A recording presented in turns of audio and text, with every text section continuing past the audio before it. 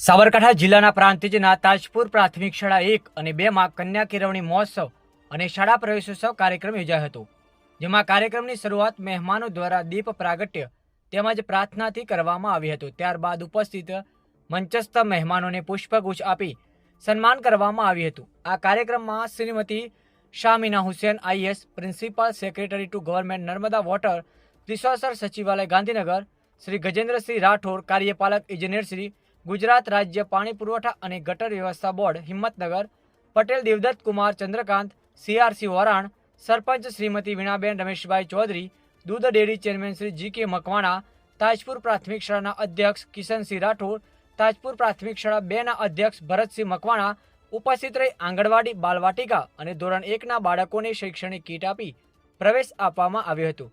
વધુમાં સીઈટીમાં પાસ થનાર, વાર્ષિક પરીક્ષામાં પ્રથમ નંબર મેળવનાર, શાળામાં સૌથી વધુ હાજરી આપનાર વિદ્યાર્થીઓને મહેમાનશ્રીઓના હસ્તે ઇનામ આપી પ્રોત્સાહિત કરવામાં આવ્યા હતા।